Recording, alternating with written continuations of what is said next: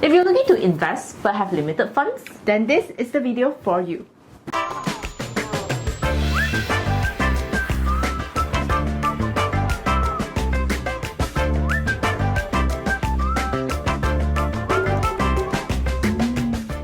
I'm Ivy. And I'm Ying. And welcome back to the Financial Fitness Channel.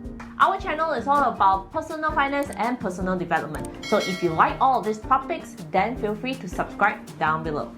In this video, we have listed out 7 types of investments where we will highlight what are the advantages and disadvantages. So let's get started.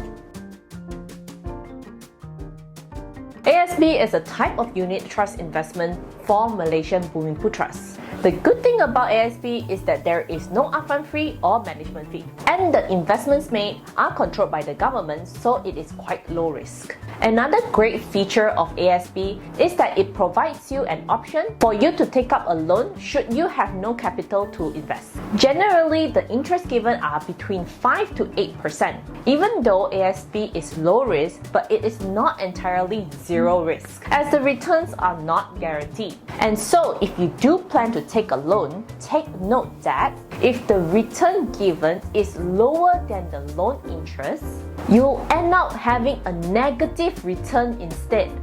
So be aware. Do you want to invest in property but don't have the capital to buy them? Then consider REITs. REITs are like unit trusts with medium risk. They are usually formed by companies that manage and purchase real estate. REITs generally offers high dividend payouts, around 4 to 8%, and sometimes you can even profit from capital gains. However, REITs can only reinvest maximum 10% from their profits, which will result in a slower growth pace compared to other investments. Unit trusts are a type of collective investments. Many investors will pool their money together into one fund, and the fund manager will help them reinvest into multiple portfolios. Some of the many portfolios may include cash, bonds, shares, and many other commodities. So the good side to unit trust is that it gives you the opportunity to have a diversified portfolio. The returns are generally in the form of dividend or capital appreciation.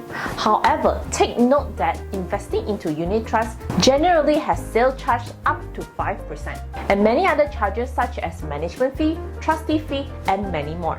These charges could eat up all of your investment return if your fund does not perform more than your sales charges. ETF are similar to unit trust funds. The difference is it is not actively managed by fund managers, and it is also less diversified. This is because ETFs are usually invested based on an overall index performance or the performance of a certain industry. The advantages of ETF is that it is ideal for any beginner investors because 1. You can get instant access to a diversified group of investment with little money, and 2. It has relatively lower fees compared to other investments, usually below 1% per year. If you like what you have watched so far, please do let us know which investment you would like to know more in detail by commenting down below.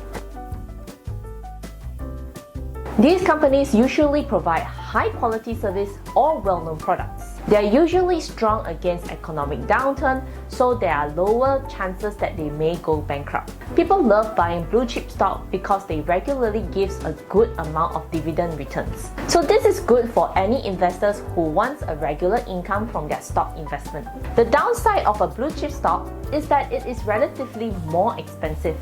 And it is also a lot more volatile because your investment is only based on one company's performance. And if there is any bad news to the company, it may cause the price to fall instantly.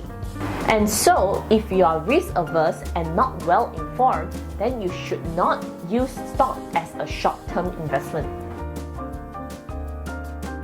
Crowdfunding returns are usually better than bonds or stocks, but the risk is usually higher because the money that you are loaning out to are usually to startups or small businesses. So there is a high risk that the business might fail. Roboadvisors uses algorithms to automate your investments. They will require you to answer a questionnaire to evaluate your risk tolerance level. Then the platform will use a certain algorithm to invest your money and regularly rebalance your portfolio according to the market performance. Robo-advisors are good if you prefer a invest and leave it alone kind of approach. Whatever investment that you choose, be sure to invest wisely according to your financial portfolio. If you need more financial planning guide, be sure to check out our financial playlist right here. So again, thanks for watching our video. If you like this video, give us a thumbs up and subscribe to our video if you haven't, and we will see you next time. Bye!